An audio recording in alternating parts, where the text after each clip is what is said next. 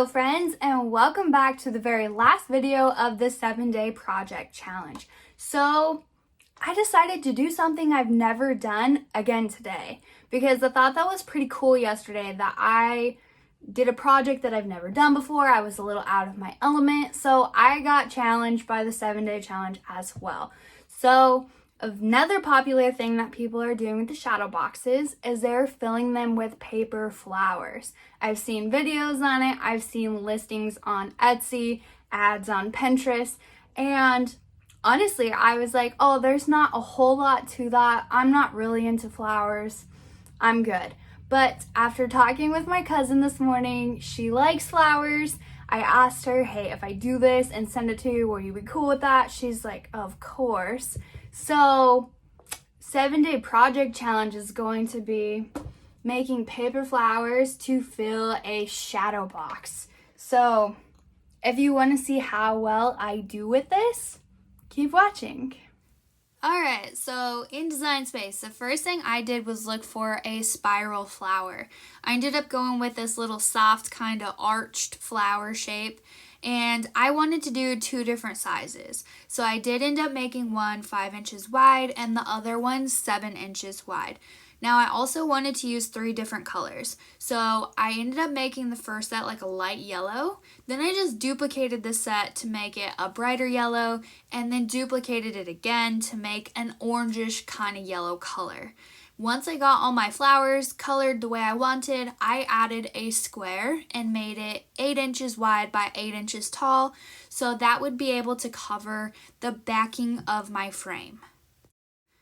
Now, when I hit make it, I had to go through and change the material size I was using down to 8.5 by 11.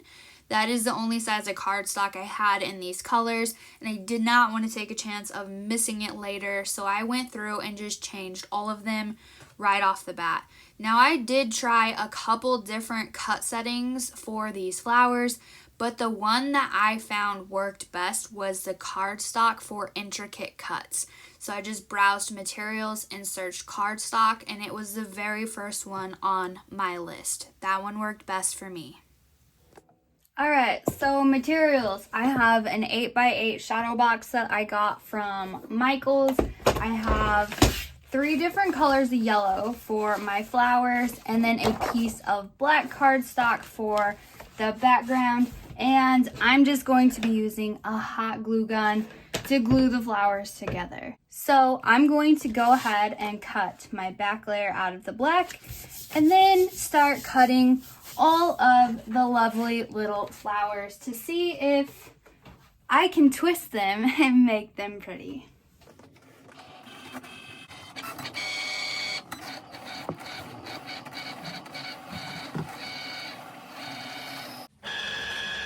Alright, so I have actually been rolling these flowers for a couple hours now because I wanted to actually figure out kind of how it's done before I got on here and started kind of telling you guys how I did it, even though I had no clue how to do it, because this is my first time actually doing any of these flowers. So I had to play around with the cut setting because I have 2 colors of paper that are super light, like copy paper, but when I cut it on the copy paper setting, it either A, didn't cut all the way, so I was kind of trying to wiggle it to rip it to break, or it just started bunching up. Like I had so many of these things just like bunch up on me and were absolutely terrible. So I ended up going with another size of flower as well. I ended up making an 8-inch flower because I was getting kind of tired of rolling flowers and I wanted the whole box to be filled. So we have an 8-inch flower now too. So what I found that works best for me, because I do not have the quilling tool that these people are using, I am not going to get one. I am doing this to say I've done it once. I can't say I will probably ever do a shadow box with flowers again. But what I found is take the end, because you have this end with the little circle. The little circle is your bottom. So you want to start on the end without the circle. It's the very big side. So if this is spiraled like this, you take this end, the very outside end. So what I found works best for me, I tried using the reverse tweezers. I didn't like it. So I've just been using my fingers. And I just basically take it, roll it over, and try to get it as tight as possible. But I have been loosening up my flowers quite a bit because I like the way they look that way better. So I'm not trying to get it like super tight. The first couple, actually, I ended up ripping because I was trying to get them too tight. So don't do that either. But basically, be patient and just sit here and roll it up until you get it all the way rolled up. Alright, so I have it wrapped all the way up and I have this little circle hanging out. So what I found actually kind of made this easier, I've been struggling with the gluing part, is I take this little circle and I actually bend it towards the flower so that it's a little easier to kind of put the glue on it. Now I'm using just regular hot glue. I don't have any special glue. Now I have been loosening mine quite a bit, so I just kind of set it down and just kind of let it spin itself out a little bit. And then once it kind of goes like that, I just kind of keep loosening it. I just like the way that that looks better, like that. So now it's time to glue it. I am not doing the best at gluing them. So I've just been flipping mine over and just putting the glue right here because worst case scenario, that paper does not touch it and it still ends up getting glued in place. I have been gluing and burning the heck out of my fingers, but ouch. That's how I am when I'm working with things that are hot. I do the same thing with cooking. I'm always burning myself. So that's what it looks like now. So I'm actually going to bend back a couple of these little petals just to kind of make it look a little bit more on the open-ish side. I didn't do this to all of them. I did it to some of them. Some of them I only did a couple, like little layers. Others I did a lot more. I don't know. I was just kind of trying some different things to figure out what I liked it to look like. So, alright. So there is my little flower. So I have one more to roll up and then we will start the next step. Okay, so I have all my little flowers here. You can see I have a yellow, bright yellow. I also have this like creamish, kind of orangish color, as well as a very dark orange. So what I'm going to do first is I'm actually going to open up this shadow box.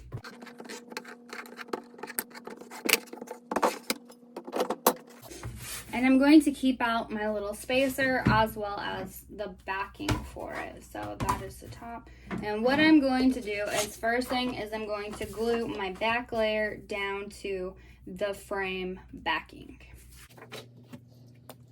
I'm going to use Elmer's school glue as well as some hot glue just to make sure it doesn't go anywhere.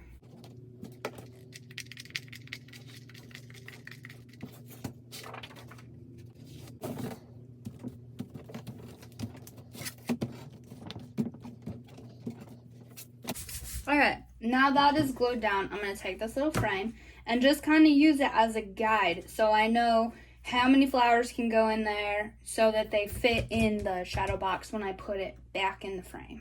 So I'm just going to start putting my little flowers in here. Alright, so now I have them all kind of placed in here. So now I like where they are sitting, so I'm going to go through and glue all the flowers down to the backing.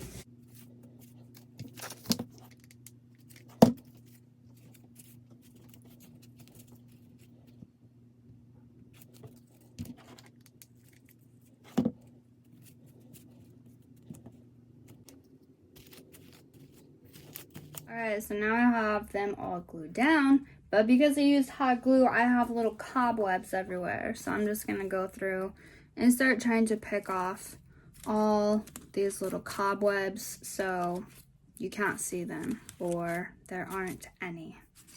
Okay, so it looks like I got all of the little cobwebs off. So now we're gonna put it in the shadow box.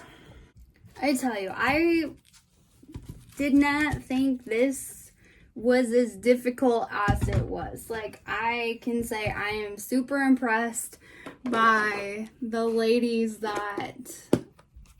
ladies and men that do this to sell. I couldn't do it. So kudos to you.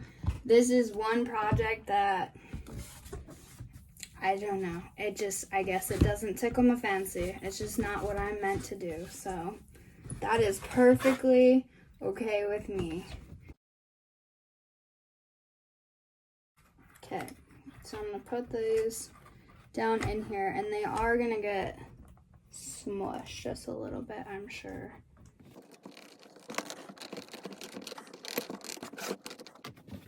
And here it is. Overall, I actually didn't do too bad. Oh, there's the top. It looks okay. It is definitely not as good as the ones that I have seen all over the internet, but I now get to say that I have done it, and I now get to say that I will probably never make paper flowers ever again.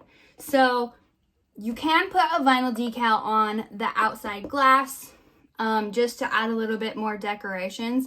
But this one's actually going to my cousin, and she hasn't quite decided what decal she wants on the outside. So for right now, it is going to be left just like this. And when she decides, I will put the vinyl decal on the outside of the glass. So I hope you guys enjoyed the video. I hope you're not as frustrated with the process as I am. But yeah, that wraps up our 7-day project challenge. So I hope you enjoyed the challenge. If you guys have any other video requests, just let me know. So I hope you enjoyed the video.